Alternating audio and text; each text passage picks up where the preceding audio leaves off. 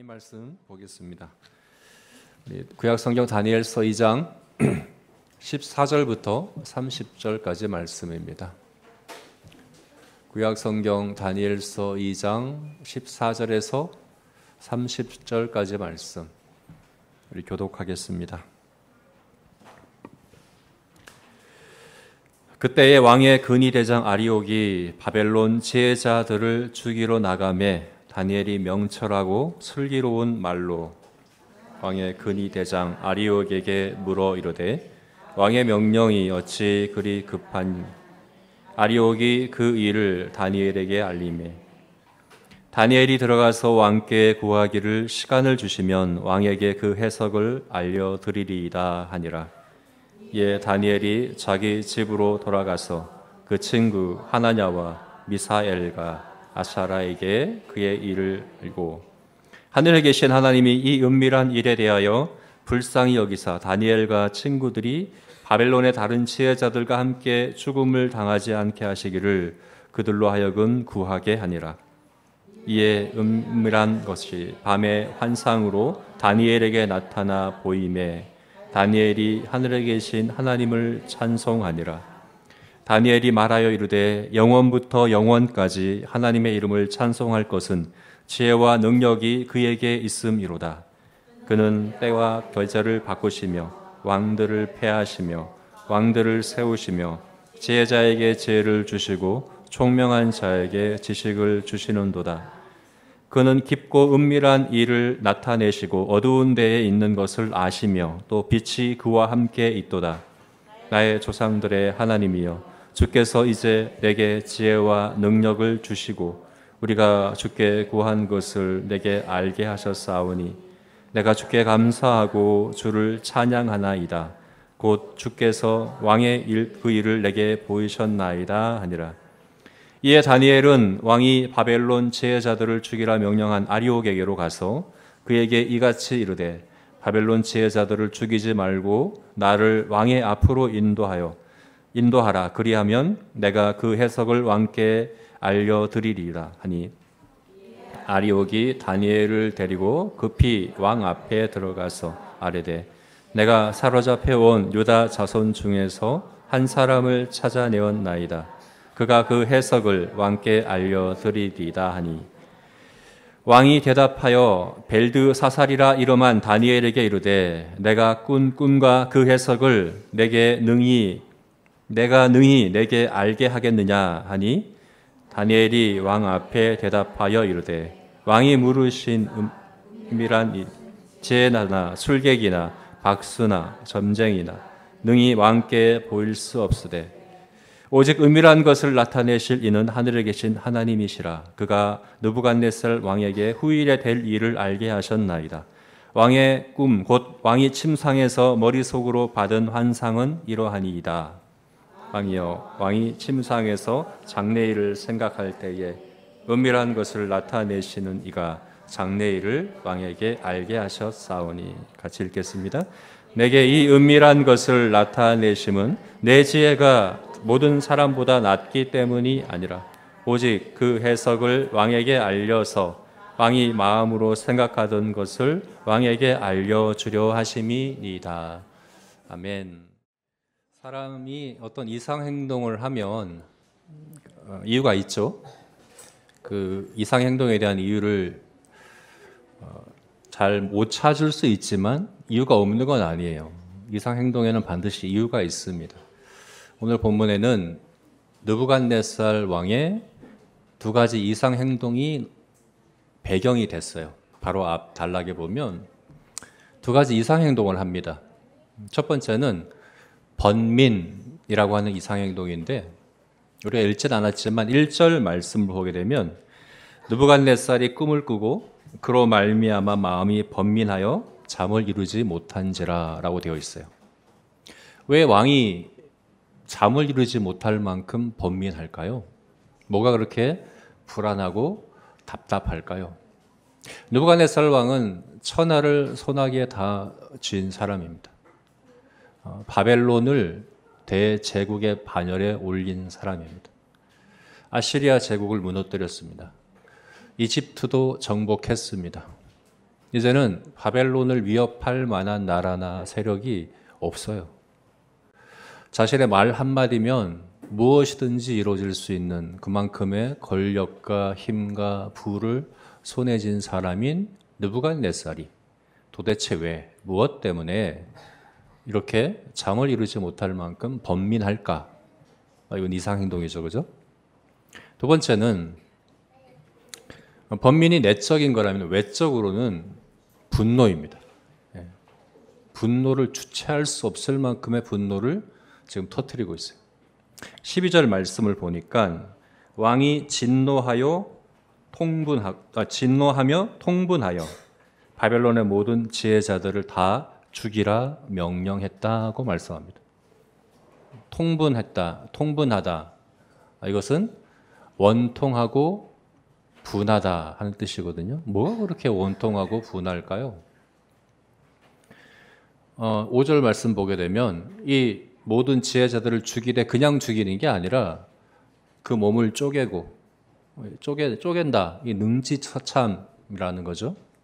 그리고 그들의 집을 거름더미로 만들어라. 이 거름더미로 만든다는 것은 이제 멸족, 그러니까 가족을 다 죽이라는 얘기예요. 그러니까 일반적인 그냥 형벌이 아니에요. 원수나 반역자에게나 내릴 만한 극형을 내리라는 거예요. 멸족하고 능지처참을 한다는 얘기예요. 모든 지혜자들에게. 도대체 왜 이렇게 화가 났습니까? 그 이유가 뭐냐면 자신이 꿈을 꿨는데 그 꿈의 해석을 말해주라고 했는데 그 해석만이 아니라 그 꿈이 무엇인지도 맞추라는 얘기예요. 내가 꾼 꿈이 무엇인지 그리고 그 꿈의 해석이 무엇인지 얘기해달라고 모든 지혜자들에게 명령을 내리는데 아무도 이것을 해줄 수가 없는 거예요.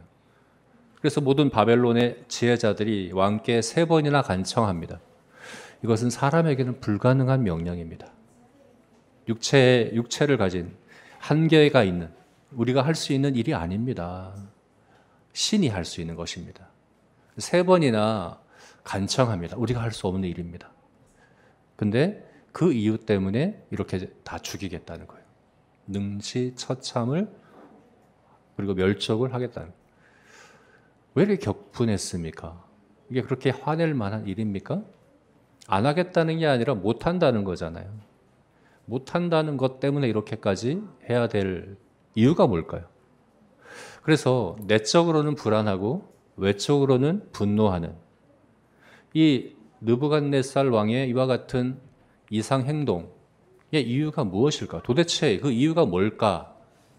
하는 그런 생각을 우리가 해야 됩니다. 왜냐하면 오늘 읽은 본문이 바로 그 배경에서 이제 주어진 말씀이에요. 그래서 그 이유에 대해서 한번 생각해 봅시다. 첫 번째로 생각해 볼 이유는 뭐냐면 정신분열증이에요.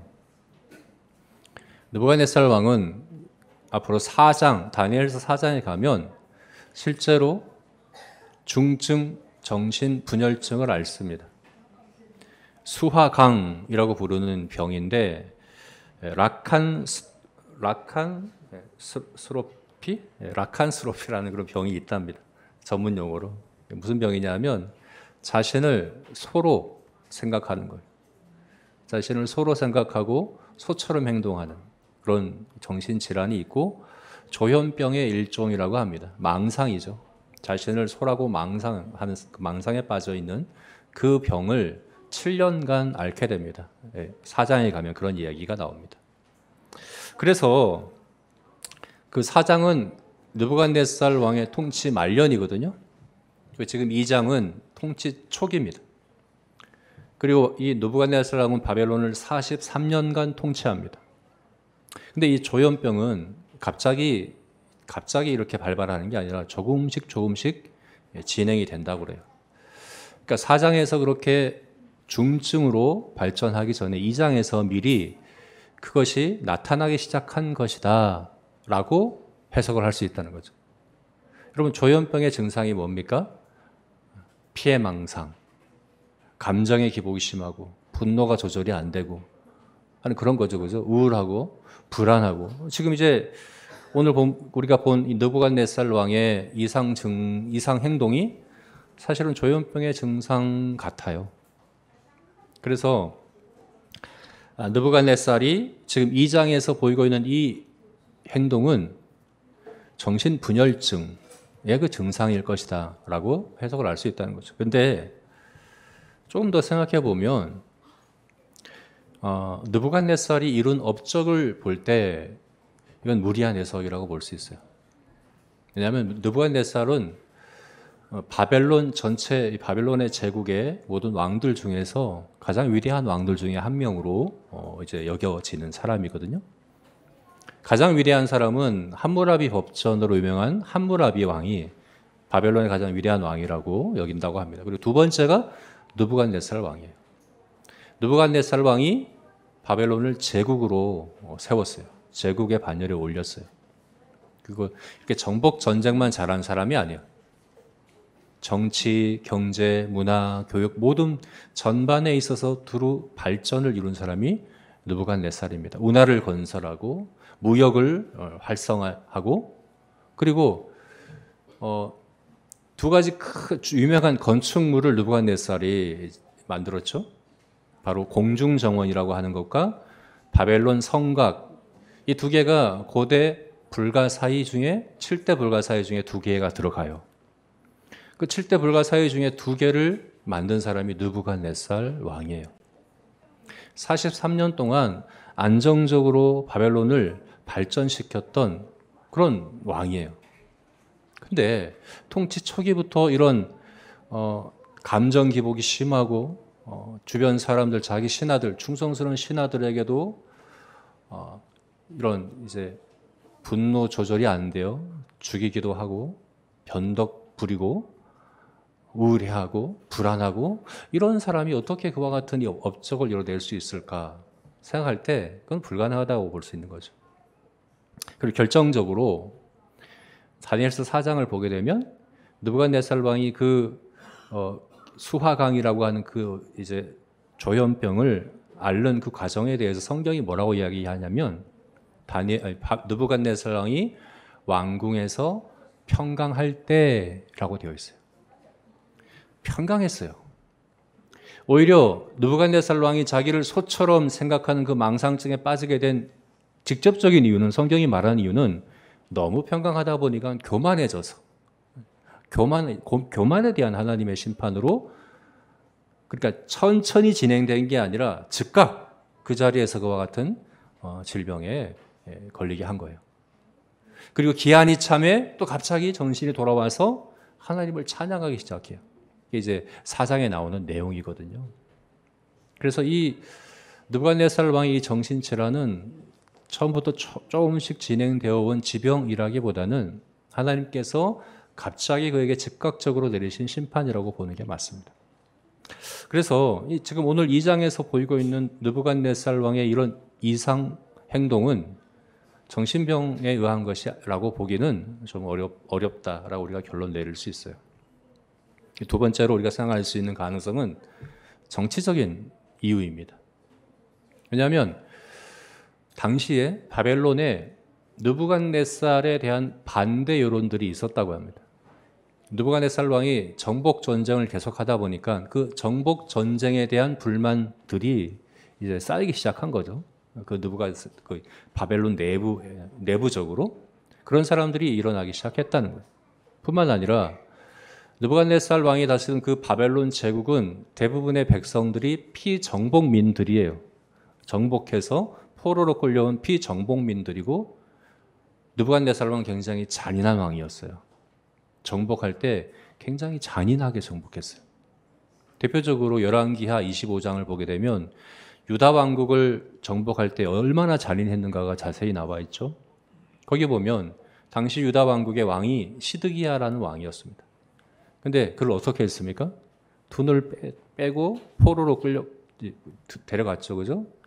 근데 돈을 빼기 직전에 그 눈앞에서 두 아들을 죽였어요. 왜 그랬습니까?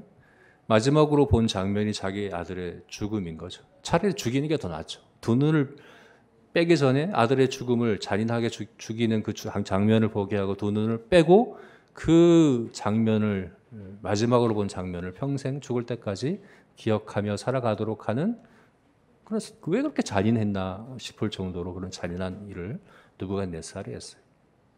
그리고 유다의 백성들을 학살했어요. 아이 벤 여인의 배를 갈랐어요. 아이들을 무참히 닥치는 대로 다 죽였어요. 근데 느부갓네살이 정복할 때마다 그런 일을 벌였어요. 그러니까 얼마나 잔인한 왕입니까? 근데 그 피정복민들이 대부분 이 바벨론의 백성들인 거예요. 그러니까 바벨론의 이 백성들이 가진 이 느부갓네살에 대한 반감, 사실 원수와 같겠죠. 느부갓네살 왕이, 그죠? 그런 반감들이 이 팽배했던 것이 당시의 상황이라고 볼 수 있는 거예요. 그래서 느부갓네살이 통치 초기에 자신의 이 입지를 견고하게 하고자, 그 입지를 다지고자 자기의 꿈을 빌미로 해서 이런 정치적인 행동을 했을 것이라고 해석할 수 있습니다. 이것을 빌미로 해서 자신의 정치적인 반대 세력들 혹은 정적들, 그런 사람들을 숙청할 수 있는 거죠. 그런 것들을 누를 수 있는 기회로 삼았을 수 있겠다. 왜냐하면 다르게는 해석이 안 되잖아요. 왜 이런 일을 할까? 그렇게 해석할 수 있다는 거예요. 근데 제가 생각해도 이것은 무리한 해석입니다. 왜냐하면 정말 정치적인 계산으로 한 것이라면 이렇게 하면 안 돼요. 너무 과도하고 너무 극단적인 방법이에요. 바벨론의 모든 지혜자들을 다 죽이라고 얘기하고 있어요. 근데 다니엘서 1장을 보게 되면 이 느부갓네살 왕이 인재를 얼마나 중시했는지를 잘 알 수 있어요. 다니엘도 사실은 그 유다에서 데려와서 인재로 양성한 사람이에요. 느부갓네살이 양성했어요. 왕의 진미를 먹이고 최고의 것을 제공했다는 거예요. 그리고 최상의 환경 가운데에서 인재로 양성했어요. 각 이 정복지마다 그런 이 사람들을 데려와 가지고 인재를 굉장히 중시했던 사람입니다. 근데 갑자기 바벨론의 모든 지혜자들을 이제 갓 그 3년간의 그런 그 이제 훈련 기간이 끝나고 이제 뭔가를 해보려고 하는 그런 이제 다니엘과 그 세 친구마저 모두 포함해서 모두를 다 죽여버려라 라고 이야기하는 것이 정치적으로 득이 될까요? 그렇게 사실 명분도 없어요. 자기가 꾼 꿈을 사람이 어떻게 맞춥니까? 그 꿈을 맞추지 못한다는 이유로 충성스러운 신하들이잖아요. 어떻게든 왕을 돕고자 하는 그런 지혜자들인데 안 하겠다는 게 아니라 못 하겠다는 건데 그것 때문에 능지처참과 멸족이라고 하는 그런 끔찍한 형벌을 내린다면 그 옆에 누가 있겠습니까? 누가 그에게 충성하고 싶겠습니까? 정치적인 계산이라고 한다면 이렇게 하면 안 되는 행동인 거죠. 그죠? 그래서 정치적으로도 우리가 해석할 수 없는 행동이에요. 왜 이렇게 모든 걸 가진 왕이 불안할까? 왜 이렇게 답답해하고 두려워할까? 그리고 왜 그렇게 자기 옆에서 자기를 돕겠다는 사람에게 이렇게 불같이 화를 내고 아주 가격하게 폭력적으로 그렇게 왜 그렇게 이상하게 할까에 대한 궁금증을 우리가 가져야 되는데 오늘 본문은 바로 그 배경 가운데 드디어 다니엘이 등장하는 거예요. 14, 15절 한번 읽어봅시다. 거기에서 우리가 그 느부갓네살 왕의 이상행동의 이유를 찾을 수 있습니다. 우리 14, 14절, 15절 같이 읽어보겠습니다. 시작. 그때 왕의 근위대장 아리옥이 바벨론 지혜자들을 죽이러 나가매 다니엘이 명철하고 슬기로운 말로 왕의 근위대장 아리옥에게 물어 이르되 왕의 명령이 어찌 그리 급하냐 하니 아리옥이 그 일을 다니엘에게 알림해 드디어 다니엘이 등장해서 한마디 말을 합니다. 근데 이 한마디 이 다니엘의 말이 그 느부갓네살 왕의 상태를 한마디로 정리해 주고 있어요. 뭐라고 얘기합니까? 왕의 명령이 어찌 그리 급하냐? 어찌 그리 급하냐? 급하다 하는 이 말은요. 가위로 자른다. 문자적인 의미가 가위로 자른다. 짧다. 그런 의미예요. 왜 이렇게 짧습니까? 왜 이렇게 좁습니까? 그죠? 그 시야가 눈앞에 것밖에 보지 못하는 그런 상태라는 거예요. 넓게 보지 못해요. 멀리 보지 못해요. 그냥 눈앞에 있는 문제만 보고 있고 그게 전부인 듯 생각하고 있는 그런 느부갓네살의 상태를 한마디로 표현하고 있어요. 왜 이렇게 급합니까? 여러분 눈앞에 있는 것만 보면 이게 전부인 것처럼, 그리고 우리 지금 이 눈앞에 있는 문제가 과대평가하게 되죠. 그죠? 실제보다 훨씬 큰 문제로 여기게 됩니다. 자신은 너무나도 초라하게 여겨지고 작게 여겨지고 하게 되죠. 그래서 시야가 좁아지고 문제를 확대 해석하고 자기를 가소평가하면 불안하고 두렵고, 그리고 주변 사람들에 대해서는 공격적이고 과격하게 화를 내고 분노하고 하는 일을 하게 되는 거죠. 이게 이제 다니엘의 평가예요. 왕이 왜 이렇게 급합니까? 근데 여기에 비해서 다니엘은 어떻습니까? 14절 말씀해 보니까 다니엘의 상태에 대해서는 뭐라고 표현하고 있습니까? 다니엘이 명철하고 슬기로운 말로, 다니엘의 상태는 어떠냐? 명철하고 슬기롭다라고 표현합니다. 명철하다는 것은 세번역 성경에 조심스럽다라고 번역을 했어요. 그런 뜻이에요. 신중하다는 뜻입니다. 정반대죠? 급한 것과 정반대입니다. 다니엘은 신중합니다. 조심스럽습니다. 슬기롭다 하는 말은 분별력이 있다는 뜻입니다. 이 똑같은 단어가 다니엘서 5장에서도 사용되는데, 그때는 어떻게 사용되었냐 하면 벨사살 왕이 예루살렘 성전에서 가져온 그릇과 잔들을 가져와서 그것으로 술을 마시려고 했어요. 술을 마신다 할 때 그 단어가 바로 이 슬기롭다는 단어예요. 술을 마시는 것과 슬기로운 것과 무슨 상관이 있을까라고 생각할 수 있는데, 이게 술을 취하려고 마시는 게 아니라, 소믈리에 아시죠? 그죠? 소믈리에가 와인을 감별할 때처럼, 소믈리에는 와인을 마시면 이게 어디에서 생산되고 몇 년에 생산된 건지를 맞힐 수 있다고 그럽니다. 훈련을 통해서 그렇게 된 거죠.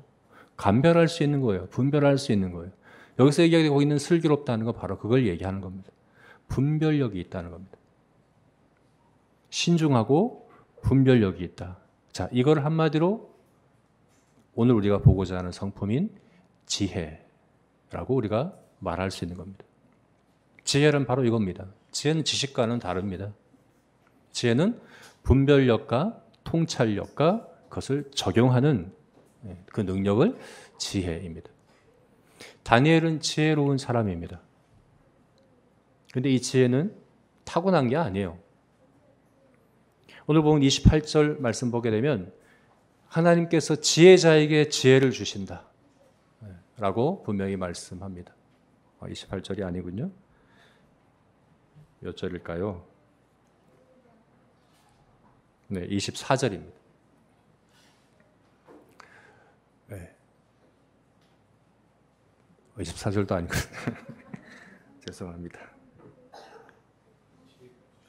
몇 절이죠?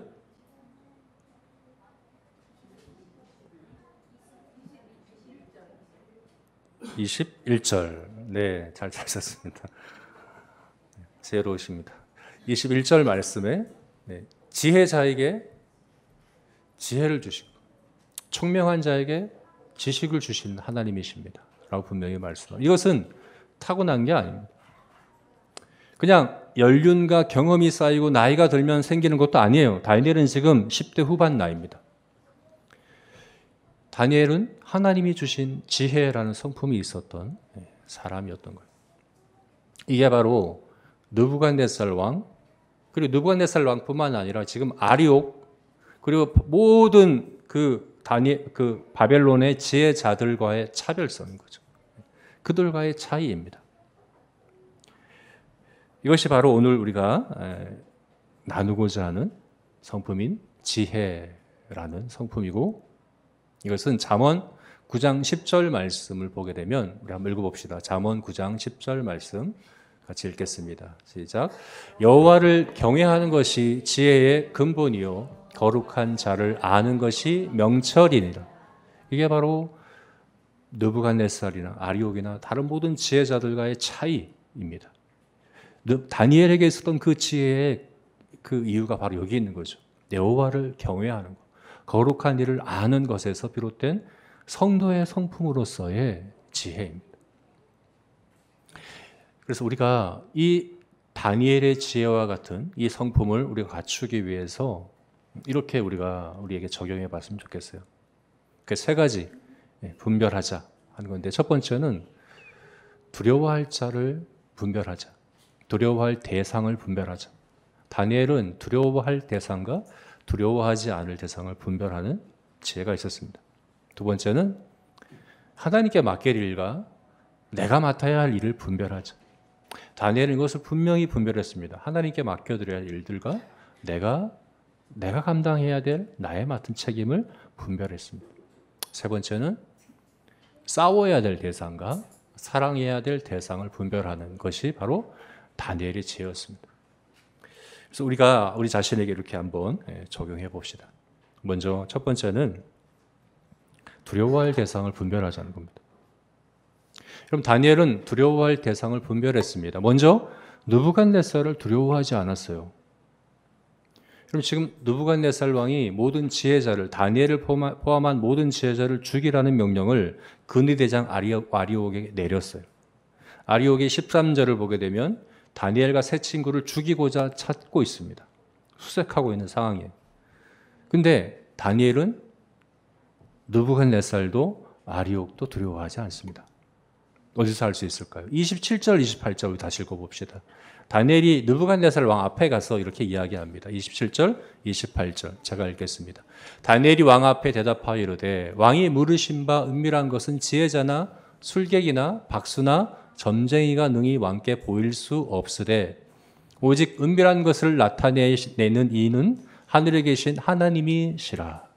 자, 제가 지금 읽은 27절, 28절의 이 다니엘의 말이 사실은 앞에 바벨론의 지혜자들이 했던 말이에요. 왕 앞에 했던 말이에요.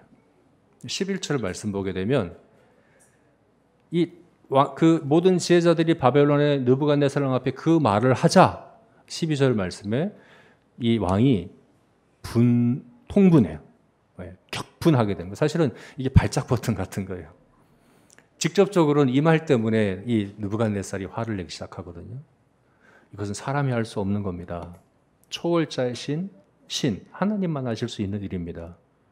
사실 이게 이 느부갓네살 왕은 모든 하나님 없이 살아가는 사람들의 대표자로 지금 여기 나오고 있는 건데, 하나님 없이 살아갈 때의 그 교만함이 이제 사실은 그 원인이었던 거죠.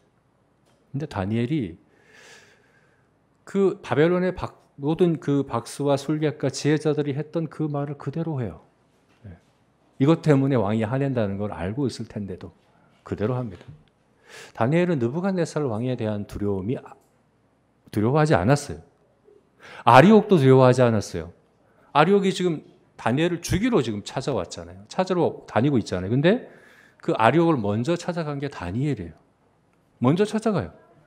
그럼 다니엘은 이제 10대 후반에 불과합니다. 사실 지혜자 축에도 들지 못하죠. 아직까지 인턴 해당하는 거죠. 그죠? 아직 해본 업무도 없어요. 성과도 없어요. 이룬 것도 없어요. 영향력도 없어요. 그냥 포로 출신의 그 한 사람뿐이에요. 근데 아리옥을 직접 찾아갑니다. 자기를 죽이려는 그 사람이. 아리옥을 두려워하지 않아요. 그럼 우리가 생각할 수 있죠. 다니엘은 겁이 없는 사람이구나. 자기 죽음에 대해서도 의연한 사람이구나. 절대 그렇지 않습니다. 오늘 본문 말씀 보게 되면 다니엘이 몇 절이죠? 18절 말씀 한번 봅시다. 18절 말씀 같이 읽겠습니다. 하늘에 계신 하나님이여 이 은밀한 일에 대하여 불쌍히 여기사 다니엘과 친구들이 바벨론의 다른 지혜자들과 함께 죽음을 당하지 않게 하시기를 그들로 하여금 구하기 아니라. 다니엘이 아리옥을 만나고 나서 했던 일이 뭡니까? 친구들과 함께 기도하는 일이에요. 뭘 기도했습니까? 어떻게 기도했습니까? 하나님이여 나를 불쌍히 여겨주소서. 하나님 나를 살려주세요. 내가 죽음을 당하지 않게 해주십시오. 여러분 다니엘은 겁이 없던 사람이 아니에요. 죽음에 대해서 의연하게 대처하는, 뭐 죽어도 어쩔, 이런 사람이 아니에요. 예. 두려워했어요. 겁이 있었어요. 근데 다니엘은 두려워할 대상을 분별할 수 있었어요. 자신의 생명이 느부갓네살이나 아리옥이 아니라 하나님의 손에 달려 있다는 것을 너무나도 분명히 알았어요. 그래서 느부갓네살과 아리옥이 아니라 다니엘은 하나님을 두려워한 사람입니다. 그럼 여호와를 두려워하는 것, 여호와를 경외하는 것이 지혜의 근본이라고 하는 것이 바로 이런 의미입니다. 여러분, 사람이 아무리 많은 재산을 가지고 아무리 많은 힘을 가지고 느부갓네살처럼 천하의 모든 것을 다 가지고 내 말 한마디면 이 온 나라의 지혜자들을 단번에 다 죽일 수 있을 만큼의 권력을 가지고 모든 걸 다 가진 것 같아도 하나님을 두려워할지 모르면 결코 마음의 불안과 분노를 꺼뜨릴 수 없습니다. 하나님을 두려워하는 것과 세상과 사람을 두려워하는 것은 반비례합니다. 하나님을 두려워하면 아무것도 두려워하지 않게 됩니다.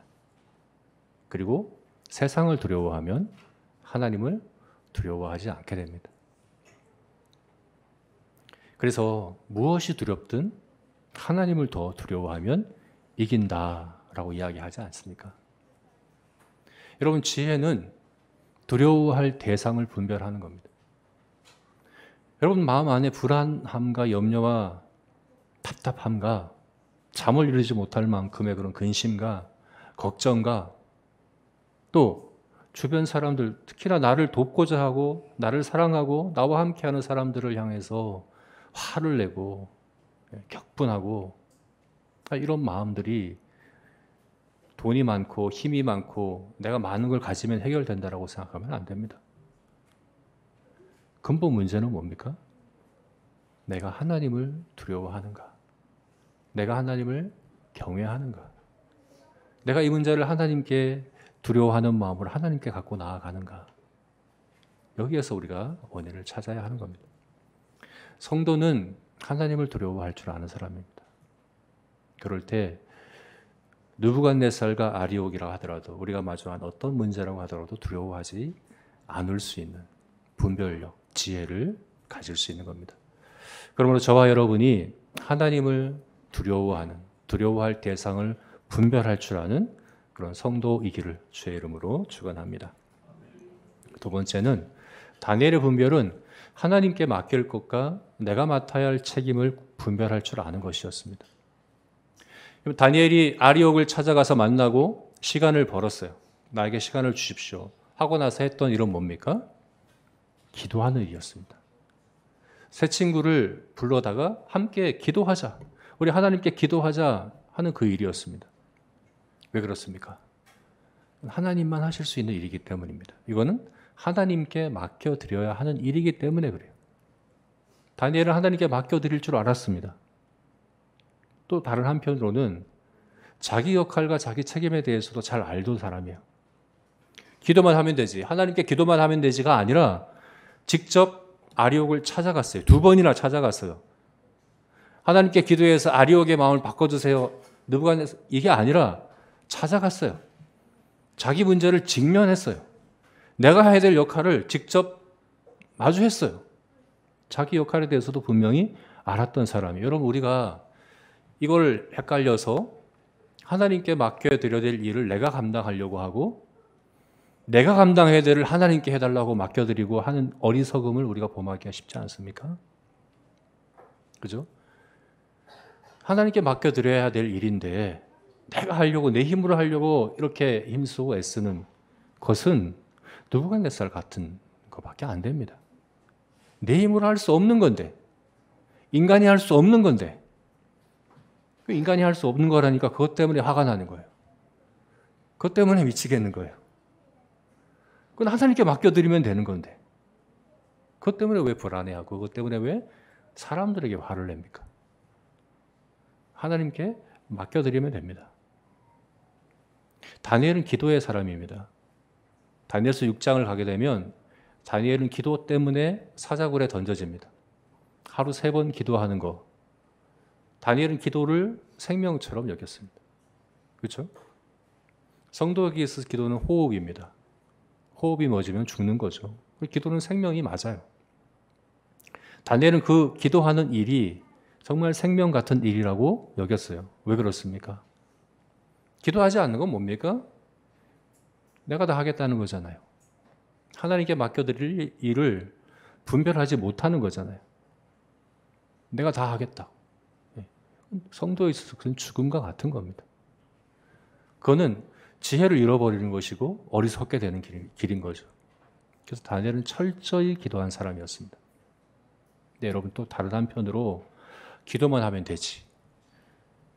그리고 자기가 해야 될 역할과 자기 책임에 대해서는 또 기도라는 핑계로, 내가 기도했다는 핑계로 그것에 대해서 무책임하고 게으르다면 그것도 어리석은 거죠.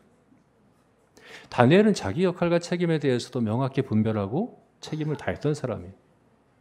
다니엘서 6장을 보게 되면 다시 다니엘이 사자굴에 던져질 때 다니엘의 정적들이 다니엘을 해하려고 기도라는 꼬투리를 잡아서 그를 그렇게 한 거예요. 왜냐하면 그가 총리로서 그 오랜 세월 왕이 3번 바뀔 동안 총리로서 일을 하면서 그가 한 그 일에서는 흠잡을 데가 하나도 없는 거예요. 거기서 뭔가를 잡아내서 그걸 공격해야 되는데 거기서는 아무런 흠잡을 데가 없는 거예요. 그래서 생각해 놓은 게 기도밖에 없었어요. 다니엘은 자기 역할과 자기 책임에 대해서도 철저했던 사람이에요. 자기 책임에 대해서도 최선을 다했던 사람인 거죠. 그럼 이게 지혜입니다. 지혜는 하나님께 맡겨드릴 일과 내가 맡아야 될 일에 대해서 잘 분별할 줄 아는 것이 지혜입니다. 우리 작전동 예배당을 우리가 준비하면서 한 달간 특별 기도회를 하고 있어요. 9시 반에. 다 아시죠? 금요일에는 제가 문자를 안 올렸어요. 제가 이제 우리 참이자매는 제가 이제 그 뭐죠? 뭐라고 하죠? 그 갱년기? 갱년기가 왔나 이렇게 표현했던데 몰라요. 아무튼 그런 마음이 들더라고요. 문자 올려도 안 오는데 그런 마음이 들더라고요. 저는 아침 7시에 나가서 이제 4시까지 일을 하고 열심히 해요. 근데 기도를 하지 않는다는 건 내 힘으로 하겠다는 거 아니겠습니까? 열심히 우리가 아무리 공사를 하고 아무리 뭐 돈을 들이고 아무리 한다고 하는데 기도 안 하겠다는 건 뭐예요? 우리 힘으로 하겠다는 거잖아요. 바쁜데, 바빠 죽겠는데, 다른 것도 바쁜데 기도회까지 이렇게 무리해서 해야 되냐라고 생각하시면 어리석은 생각입니다. 기도해야 합니다. 하나님께 맡겨드릴 일은 하나님께 맡겨드리는 게 우선 되어야 합니다. 그리고 기도만 하면서 공사는 안 해. 하나님 다 완성시켜 주세요. 라고 하면 그것도 어리석은 것 아니겠습니까? 그렇죠? 하나님께 맡겨드리고 하나님께 기도하고 기도할 일 정말 많습니다. 이 상곡동 예배당이 빨리 계약이 돼야 되는데 토요일에 어떤 분이 왔다가 계약이 어그러졌어요. 이 건물주가 갑자기 월세를 올리는 바람에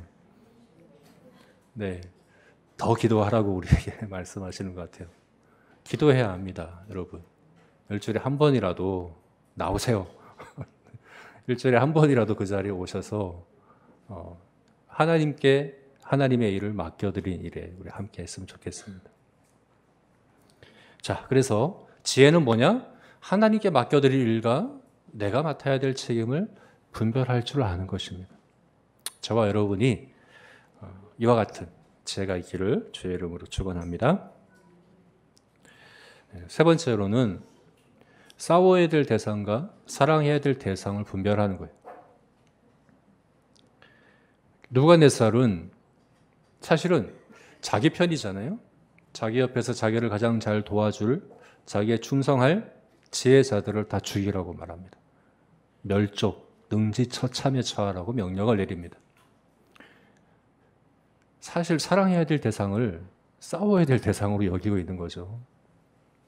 그에 비해서 다니엘은 어떻습니까? 정말 절체절명의 위기의 순간에 그가 찾은 것은 새 친구였습니다.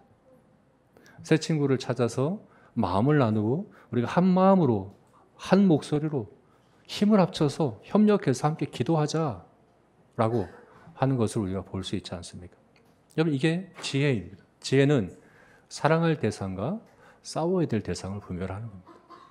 우리 지난주에 경계하는 이라는 성품을 통해서 마귀가 우리를 속여서, 그래서 우리를 거짓말로 속이고 참소한다라고 했죠. 우리가 그래서 경계해야 된다라고 했는데, 제가 생각할 때 마귀가 우리를 속이는 속임은 다른 게 아니고 이거예요. 이걸 헷갈려 하는 거죠. 싸워야 될 대상과 사랑할 대상을 헷갈려 해가지고 사랑할 대상과 싸우고 싸워야 될 대상을 사랑하게 만드는 것. 저는 이것이 사단의 계략이라고 생각을 합니다. 그러면 아무것도 못해요. 내가 사랑할 대상하고 싸우기 시작하면 정말 싸워야 될 대상하고 싸울 힘이 남지가 않아요. 우리는 유한한 존재거든요. 우리는 유한한 존재여서 내가 여기다 힘을 쏟으면 여기는 못 쏟아요. 제가 어떤 식당에 가서 너무 배가 고파가지고 칼국수도 시키고 만두도 시키고 김밥도 시키고 비빔밥도 시키고 다 먹을 수 있을 것 같아서 다 시켰어요. 다 먹을 수 있나요? 다 남기는 거죠. 다 못 먹어요. 우리는 용량이 제한이 있어요. 근데 우리가 싸워야 될 죄와 사탄과의 싸움이 있는데, 내가 사랑해야 될 대상과의 싸움에서 그 힘을 다 소진해 버리고 나면 싸울 수가 없는 거예요. 또 사랑해야 될 대상이 있는데 내가 하지 말아야 될 대상을 향한 사랑을 다 쏟아버리면 사랑할 수도 없는 거거든요. 그래서 사탄의 계략이 그래요. 우리가 사랑해야 될 대상과 싸우게 만드는 거죠. 사울 왕이 그랬잖아요. 사울 왕은 평생 다윗과 싸웠어요. 다윗은 자신에게 가장 충성한 사람이고 자신에게 가장 힘이 될 사람인데, 사울 왕과의 싸움에 자기의 모든 힘과 모든 시간들을 다 허비해 버려서 정작 싸워야 될 대상과를 싸우지 못한 게 사울 왕이었습니다. 여러분, 우리가 죄와 사탄과의 싸움을 잘하기 위해서 해야 될 일은 뭐냐? 사랑해야 될 대상을 적극적으로 사랑하는 겁니다. 여기부터 시작해야 됩니다. 싸움은 사실 사랑에서부터 시작해야 합니다. 다니엘처럼 새 친구와의 연합, 새 친구와 마음을 나누고 뜻을 합하여 함께 하나님께 나아가 기도하는 그 형제 사랑, 그것이 지혜입니다. 우리가 제자교회 한 이 공동체 안에 한 가족으로, 지체로, 형제로 하나님께서 함께 하게 하셨는데, 그 날이 가까울수록 모이기를 힘쓰고 사랑과 선행을 서로 격려하며 한 마음과 한 뜻이 되어 사랑하는 이 일을 정말 잘해야 하는 거예요. 싸우지 마세요. 싸워야 될 대상이 아니라 사랑할 대상입니다. 사랑하는 일에 힘쓰고, 다니엘 보세요. 느부갓네살마저도, 그리고 바벨론의 모든 지혜자들마저도, 아리옥마저도 다니엘 덕분에 사실 이 문제를 다 해결하잖아요. 우리가 그런 사람이 되었으면 좋겠습니다. 사랑하는 일에 최선을 다하는, 사랑하지 말아야 될 것이 아니라 사랑할 대상을 분별하고 사랑한 일에 우리 최선을 다하는 그런 지혜로운 저와 여러분이 되시기를 주의 이름으로 축원합니다.